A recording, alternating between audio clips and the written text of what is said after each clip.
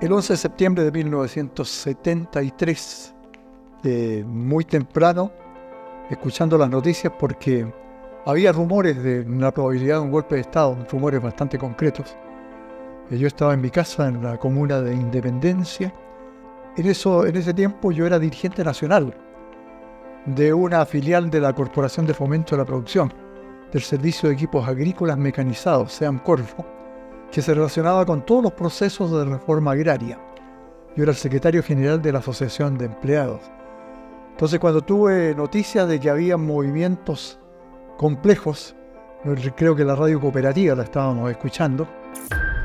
El presidente de la República está dentro del Palacio de la Moneda y a las 8:15 de la mañana habló por primera vez para anunciar que había problemas en Valparaíso. Informaciones confirmadas señalan que un sector de la marinería había aislado Valparaíso, lo cual significa un levantamiento en contra del gobierno. Hasta este momento en Santiago no se ha producido ningún movimiento extraordinario de tropas. Yo me fui de inmediato, me vine acá al centro, a la calle Ahumada, 131, octavo, noveno piso, porque sabía que iban a llegar trabajadoras y trabajadores que estaban en el plano administrativo, habían otros que trabajaban en materias de orden técnico, y que lo conveniente era pedirles que se fueran a sus casas, porque sin duda una acción militar iba a ser muy dura y muy compleja.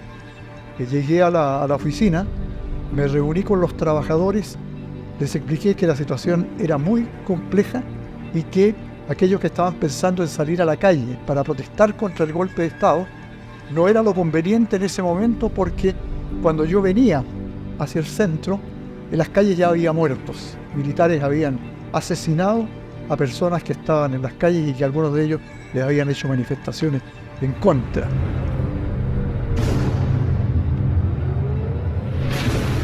La represión grave la medimos cuando nos dimos cuenta y escuchamos los balazos que disparaban fuera los militares en los alrededores de Calle Ahumada, detrás de Calle Ahumada, en las oficinas de la Corfo, personas muertas.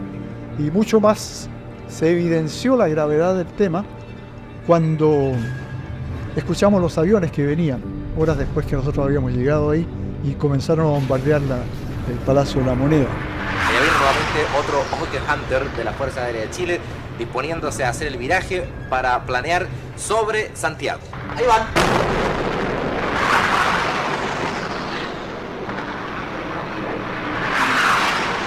A las 12 del día, 9 minutos 30 segundos. Esta es Radio Cooperativa, 11 de septiembre de 1973. El centro de Santiago se está convirtiendo en un campo de batalla. Entonces, en ese momento ya la situación era tremendamente caótica, así que los dirigentes fuimos los últimos en abandonar las oficinas, nos fuimos a nuestras casas y estuvimos comunicándonos con los febles sistemas telefónicos que habían en ese entonces, pero el impacto era un impacto tremendo. Además pudimos escuchar el discurso del presidente Allende, el último discurso, porque estábamos atentos ahí a la radio. Y les digo que tengo la certeza que la semilla que entregáramos a la conciencia digna de miles y miles de chilenos no podrá ser cegada definitivamente. Tienen la fuerza, podrán avasallarlo, pero no se detienen los procesos sociales, ni con el crimen, ni con la fuerza. La historia es nuestra y la hacen los pueblos. Escuchar el discurso del presidente Allende, eso dio ya un cariz, una muestra de que la situación era absolutamente grave y que ese golpe de Estado venía naturalmente y estaba desatándose a lo largo de todo el país por medio de las resoluciones que adoptaban militares, la aviación, la marina. Entonces fue un día tremendamente caótico. Y naturalmente después del 11 hubo 2 o 3 días en que no podíamos salir a la calle. Cuando yo pude venir al centro, a las oficinas nuestras para tener noticias más cercanas de lo que pasaba con nuestra empresa, crucé el río Mapocho y allí pude apreciar que había decenas de cuerpos de personas asesinadas.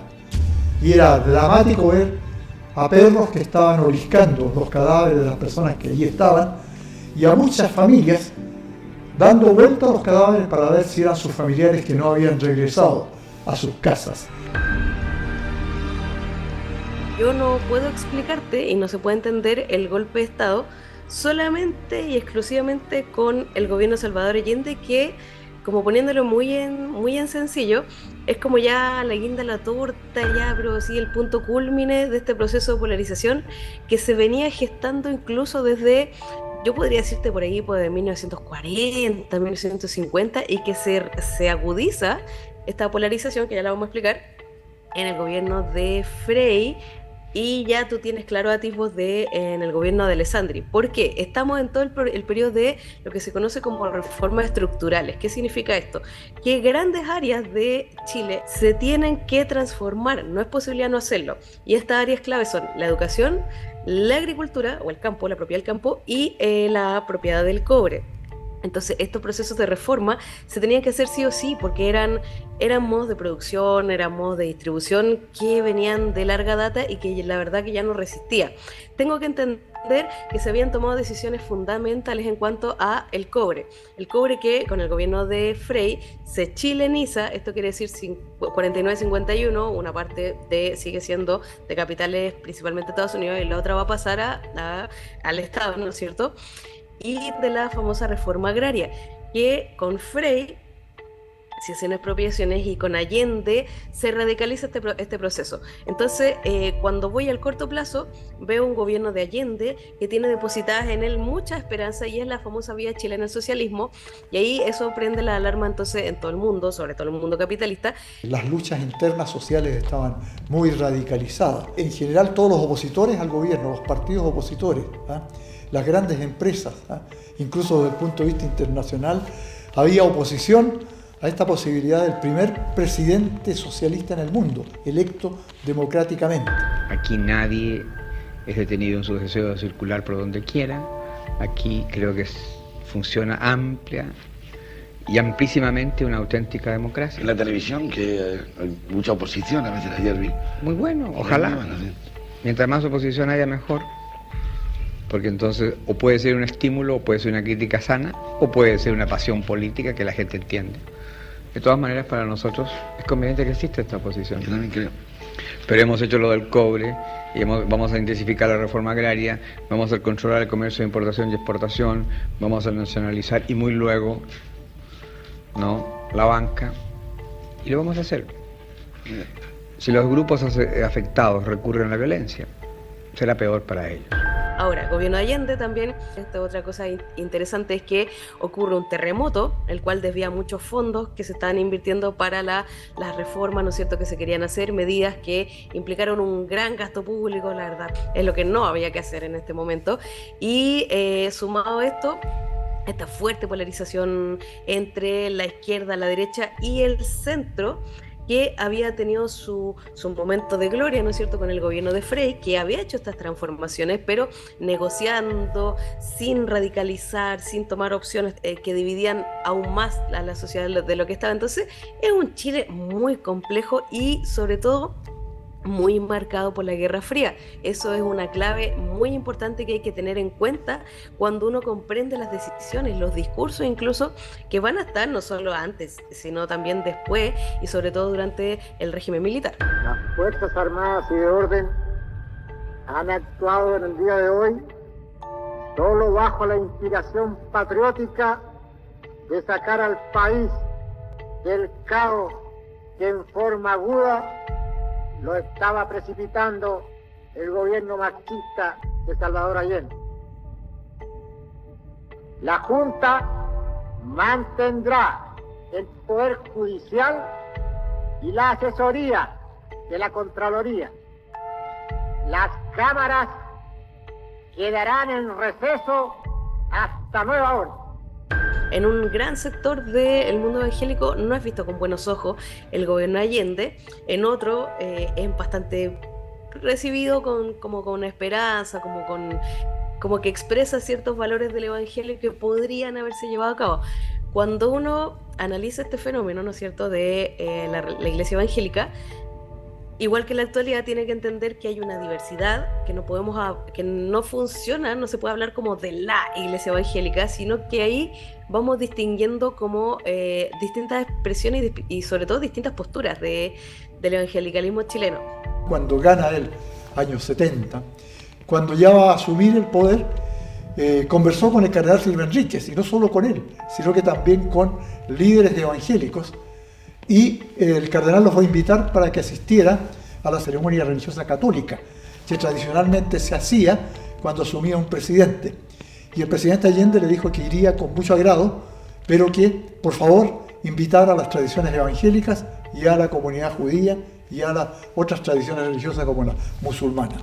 El cardenal dijo que sí, y allí comenzó el verdadero trabajo desde el punto de vista ecuménico, en que estaban integradas las tradiciones cristianas para hablar de temas que tenían que ver con situaciones muy interesantes desde el punto de vista de lo que estaba haciendo el gobierno. Dentro del ámbito eclesiástico, había líderes que planteaban el tema de que el gobierno del presidente Allende era un gobierno prácticamente fracasado, y otros que planteaban que se estaban haciendo las cosas correctamente, porque había mucha preocupación del gobierno por el tema popular, por el tema del trabajo, por las organizaciones campesinas. Y eso se daba también, por ejemplo, en el ámbito de discusión dentro de las propias iglesias.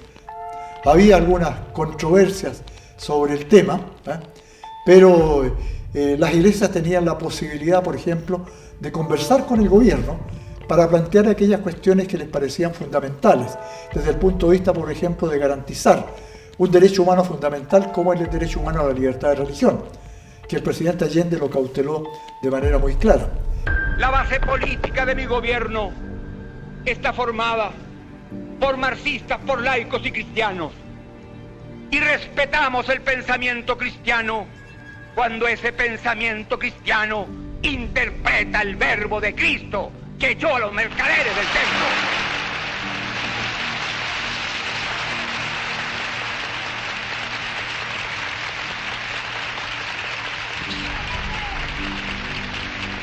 Los marxistas conjugamos una misma actitud y un mismo lenguaje frente a los problemas esenciales del pueblo. Porque un obrero sin trabajo, no importa que sea o no sea marxista, no importa que sea o no sea cristiano, no importa que no tenga ideología política, es un hombre que tiene derecho al trabajo y debemos dárselo nosotros. El 13 de diciembre de 1974, en el edificio Diego Portales, donde operaba la Junta Militar de Gobierno, se realizó el llamado Portalazo. Los principales líderes de las comunidades evangélicas hicieron pública una declaración mostrando su total apoyo a la dictadura militar. En uno de los párrafos expresa: fue la respuesta de Dios a la oración de todos los creyentes que ven en el marxismo la fuerza satánica de las tinieblas en su máxima expresión. Cuando se produce el golpe de Estado, hubo algunos líderes evangélicos que apoyaron de manera incondicional lo que había sucedido con la acción militar. Ellos hicieron firmar una carta de apoyo por 32 líderes religiosos. Entre ellos, y esto es re interesante decirlo, entre ellos firmaba el presidente de la Iglesia Evangélica Bautista, de apellido Musiet. Él estaba en Temuco, y cuando lo invitan para que venga, ese 13 de diciembre él no podía venir, y le pidió al pastor, teólogo e historiador Óscar Pereira García, que era vicepresidente de la Convención Bautista, para que él representara a los bautistas en la reunión, que suponían era una reunión para discutir temas sobre libertad de religión. Óscar Pereira va allá, llega al edificio Diego Portales, se encuentra con que hay 32 líderes que están allí, y allí se va dando cuenta que era un tema relacionado con un apoyo incondicional al régimen militar. Un dato importante es que después se le preguntó a Luis Musiet sobre el tema de la carta y dijo: yo jamás firmé esta carta. Lo hicieron firmar en hoja aparte y después cambiaron el texto. A ese nivel llegaban. Entonces, cuando están reunidos allí los 32, Óscar Pereira se sorprende, ingresa el general Pinochet a saludarlos a los 32 más sorprendido Óscar Pereira. Después se retira el general Pinochet para ir al acto donde tenían que ir los 32. Y los dirigentes que estaban preparando todo el respaldo, le dicen, le vamos a dar el honor a los bautistas para que lean esta carta de apoyo a nuestro gobierno. Óscar Pereira se sorprende, le dice a ver de qué se trata. Le pasa, pide el documento, lo lee, porque era un documento de 1,5 páginas, y después les dice así, literalmente así: nosotros los bautistas no leemos esta declaración porque es teológicamente herética, eclesiásticamente constantiniana e históricamente parcial y mentirosa. Quitó el tendal. Se pueden imaginar ustedes lo que le gritaban a Pereira, hasta comunistas le gritaban ahí. Una facción no necesariamente representativa, pero sí que se adjudica la representación de un gran porcentaje del mundo evangélico, estoy pensando en obispos pentecostales, metodistas, entre otros, hace una famosa declaración en apoyo al golpe / gobierno de este momento. Pero otras facciones, especialmente de las iglesias más históricas y reformadas, estoy pensando en luteranos, algunos representantes del anglicanismo, se declaran en contra del golpe. De nuevo, la iglesia evangélica no es un solo bloque y refleja también la polarización y la división. Entonces van a ver estos que firman esta carta en apoyo al golpe y a Pinochet posteriormente, y otros que desde el comienzo también se plantean en contra. Y nuevamente es un reflejo de la sociedad. Estos dichos de Óscar Pereira fueron de tremendo impacto nacional e internacional, porque estaban reflejando la absoluta verdad. Pero cuando se hace el acto, 1 hora después ahí con Pinochet, Pinochet responde a la declaración diciendo: ustedes saben que el pueblo oraba por su salvación y que hoy, conmigo, se siente libre y apartado del mal. Y sigue hablando de que su respuesta era la respuesta para salvar el hecho cristiano contra el ateísmo marxista y una serie de situaciones que no tenían nada que ver con la realidad de lo cruento que fue el golpe de Estado. Incluso en el mundo presbiteriano, que es otra rama de la parte histórica, surge en medio de él una división producto de todo el tema de la violación a los derechos humanos que se están viviendo. Incluso se conoce el caso de pastores que fueron, y que está documentadísimo, que fueron detenidos, torturados. Entonces eso también va a provocar incluso en esta rama del protestantismo una división muy profunda.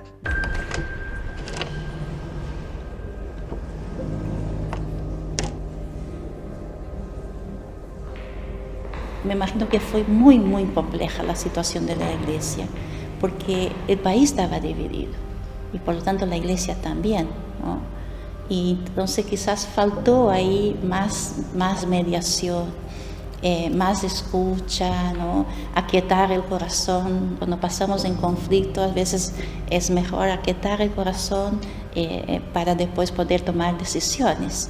Entonces lamentamos la división de la iglesia, pensamos que no se justifica la división, ¿no? Nunca la iglesia se puede dividir, al contrario, la iglesia está llamada siempre a trabajar por la unidad. La iglesia no podría ser neutral frente a la violación de los derechos humanos. Y lamentamos que eso ha sido causa de división.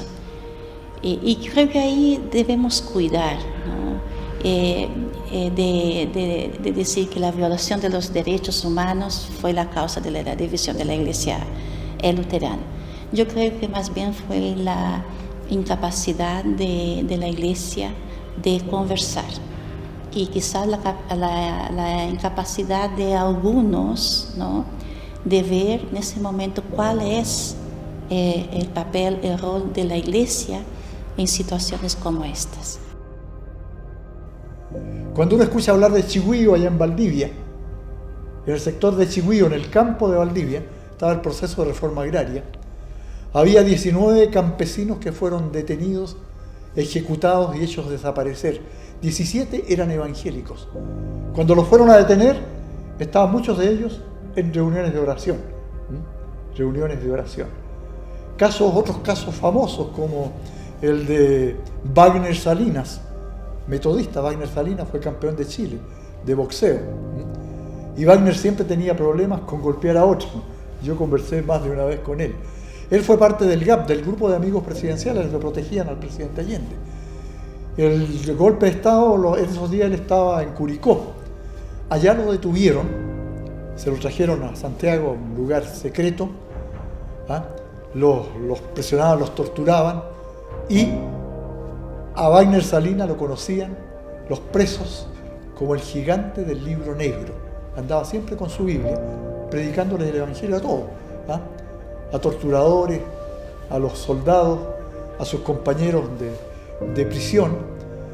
Y se supo esto porque uno de los fusileros, uno de los que asesinó a Wagner Salinas por orden de la dictadura militar, no pudo más con su conciencia y fue a contarle a la familia lo que había pasado, cómo había. Él contó que cuando ordenaron fusilarlo, Wagner les hablaba y les confesaba su fe cristiana y les decía: yo los perdono y dispárenme, porque si no me matan, los van a matar a ustedes. Este confesor decía que se les caían los fusiles, no podían disparar, y Wagner le insistía: si no me matan, los van a matar a ustedes. Los fusilaron al final. Entonces, historias que no se saben. Cientos de evangélicos exiliados que no pudieron volver, algunos a Chile. Entonces la represión, naturalmente, miles de católicos que sufrieron la represión. Entonces todo el tema que tenía que ver con las controversias que se producían entre las iglesias, lo que hay que destacar es que gran parte del aporte para volver a normalidad en los ámbitos de respetar el derecho, en los ámbitos de elecciones populares, de volver a la democracia, gran parte de eso fue animado por liderazgos protestantes y evangélicos.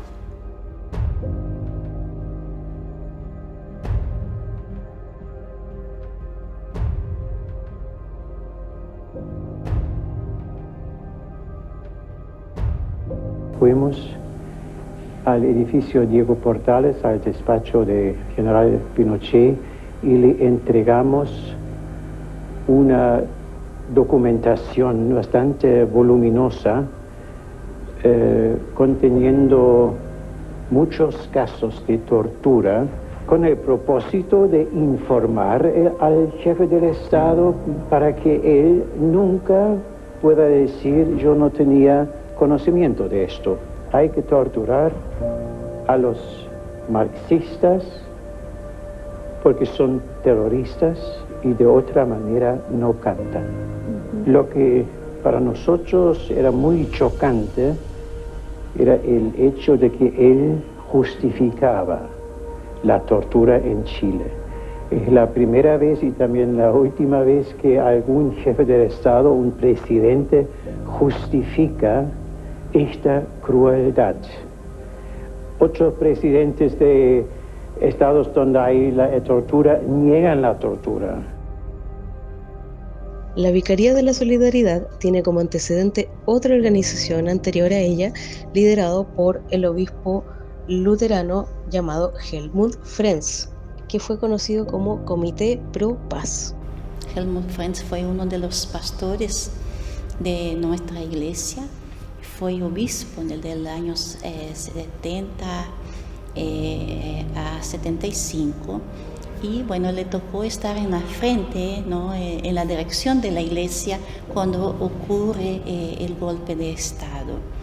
Y bueno, como es también de público conocimiento, Frenz fue uno de los obispos que se opuso a la violación de los derechos humanos. Él tempranamente, las personas que estaban siendo perseguidas lo buscaron en él ayuda, que el rol de la iglesia es siempre ser esa iglesia samaritana, ¿no?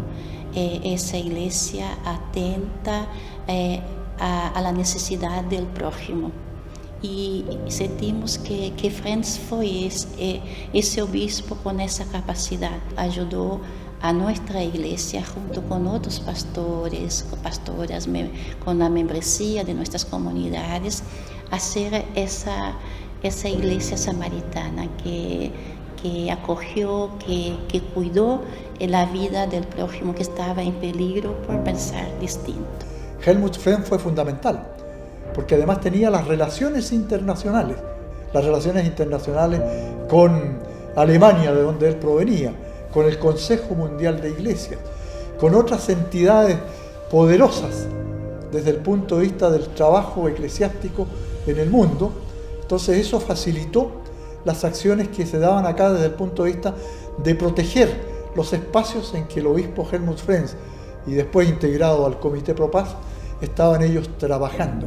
No hay que olvidar que la dictadura militar tenía fijos los ojos en Helmut Frenz, y tanto es así que el año 1975, cuando Helmut Frenz salió en uno de sus viajes hacia Europa para conseguir apoyos económicos y apoyos también de entidades a las tareas que se estaban haciendo pro defensa de derechos humanos en Chile, se le prohibió el ingreso al país. Se lo dejó fuera de Chile. Su familia tuvo que irse después que a él se le hizo esta prohibición. Uno puede básicamente estar súper consciente de que la democracia tiene defectos, tiene limitaciones, por supuesto que no está exenta de corrupción, pero al final del día el evangelio que invita, y eso a mí me deja siempre pensando. Grandes líderes protestantes han estado a favor de regímenes democráticos, o por lo menos basados en valores de la libertad, ¿no es cierto?, el respeto al otro.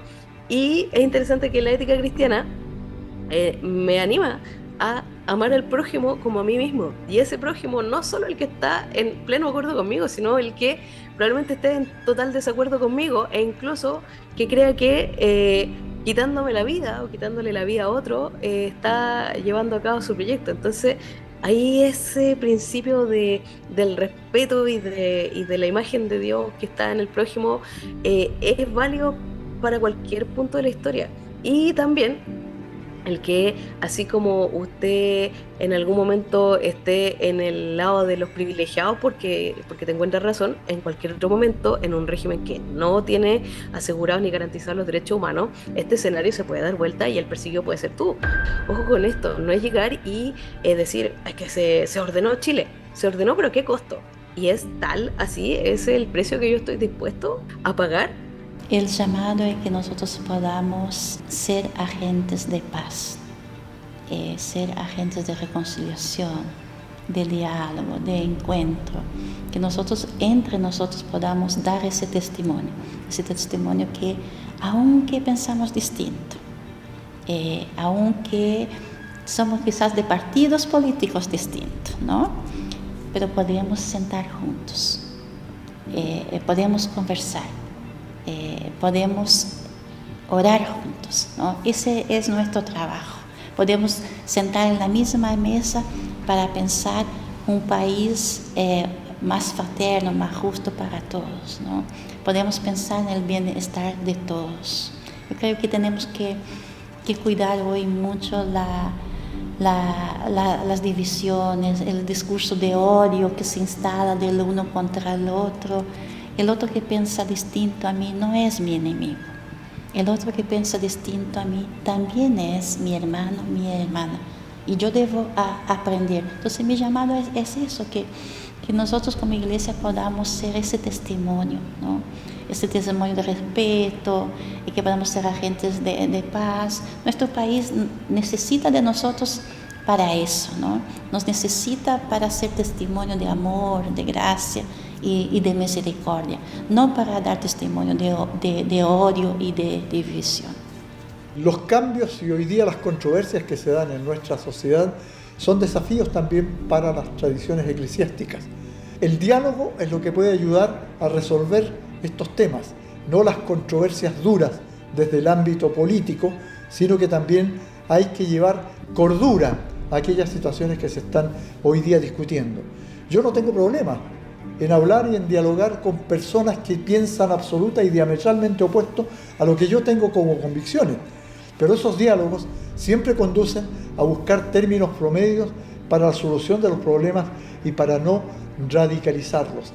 Entonces el desafío para las iglesias, para los líderes, las lideresas de nuestras congregaciones, es un desafío a conjugar verbos de paz, verbos de diálogo, verbos de solidaridad y a defender los derechos humanos, y entre ellos el derecho humano fundamental a la libertad de religión, porque en ese derecho humano se conjuga el mejor llamado para que la paz sea el camino de conducta de quienes están dirigiendo nuestra sociedad.